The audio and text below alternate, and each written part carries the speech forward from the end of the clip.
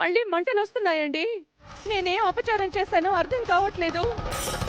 సిద్ధేశ్వర స్వామిని అడిగి తెలుసుకుందాం అనుకుంటే ఆయనేమో అందుబాటులో లేరు. పుణ్యక్షేత్ర దర్శనాల్లో ఉన్నారు. తొందరలో ఈ సమస్యకు పరిష్కారం చూడాలి. శౌర్యకి ముక్కు పుడక ఇద్దాం అనంటే లోపలికి అడుగు పెట్టలేకపోతున్నాను. ఎప్పటికైనా అర్థం చేసుకోండి అత్తయ్య గారు. అక్షయ్ని ఇంటి నుంచి బయటికి పంపించడం వల్లే ఇలా జరుగుతుంది. నోర్మై! ఎందుకు ప్రతిసారి అక్షయ అక్షయ అంటూ జపిస్తూ ఉంటావు? ప్రతిదానికి దాంతో ముడిపెడుతూ ఉంటావు. నీ హద్దుల్లో నువ్వుండు. దాన్ని బయటికి పంపించడం వల్లే ఇలా జరగలేదు. ఇంకేదో కారణం ఉంది.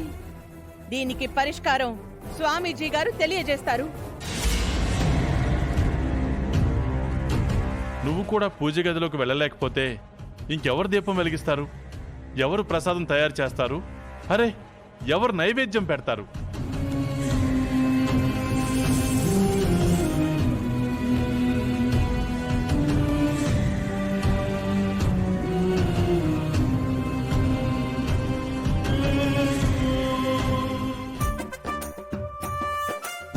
ముక్కు పొడక కార్యక్రమంకు మామూలు బ్రేక్ పడలేదు తెలుసా?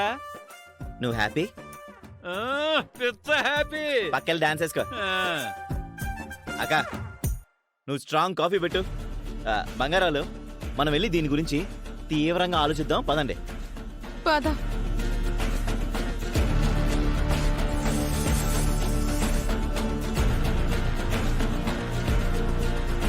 ఆ అక్షయ ఇంటి పునాదుల్లో ఉండిపోదామనుకుంది.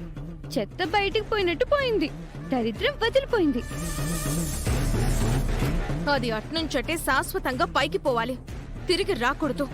సమాధైపోవాలి. ముక్కు పుడక ప్రస్తుతానికి పూజ గదిలోనే ఉంది కాబట్టి అది సేఫ్గానే ఉంటుంది. అమ్మ దాన్ని ఇచ్చినా ఇవ్వకపోయినా ఏదో రకంగా బయటకు వచ్చేలా చేద్దాం.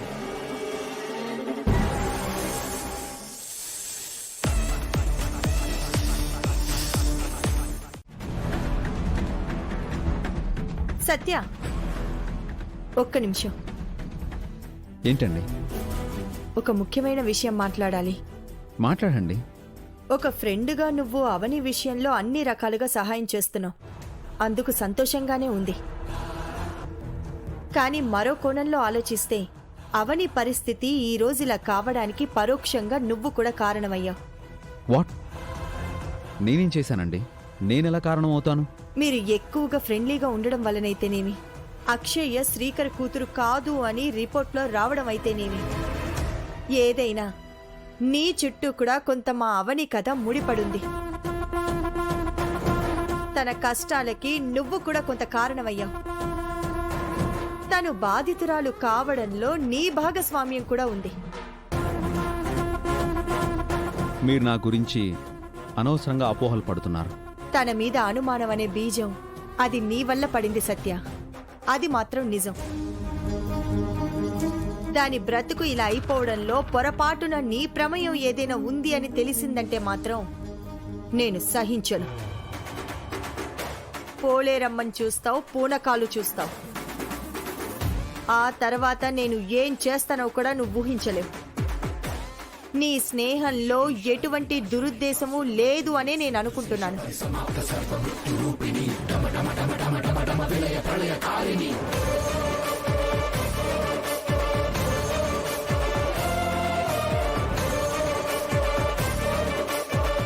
డిఎన్ఏ రిపోర్ట్స్ మార్చింది నేనేనని తెలిస్తే సుజాత చేతిలో అంతమైనా అయిపోతాను. వీలైనంత త్వరగా అవని మనసు మార్చి అవనిని పెళ్లి చేసుకోవాలి.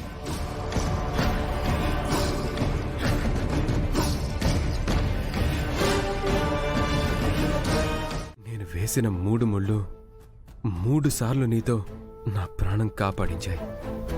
థ్యాంక్స్. రోడ్ల మీద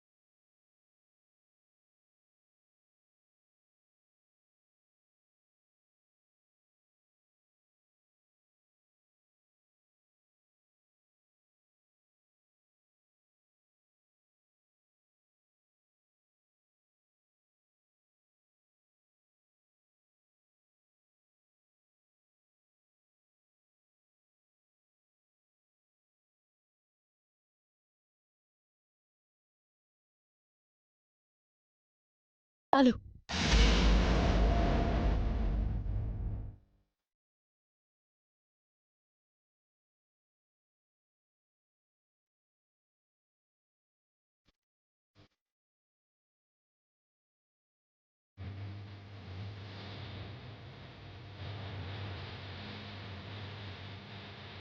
జీవితం గురించి ఎన్నో కలలు కన్నా నేను చివరికి ఇలాంటి పరిస్థితిలో ఉండిపోవాల్సి వస్తుంది అనుకోలేదు.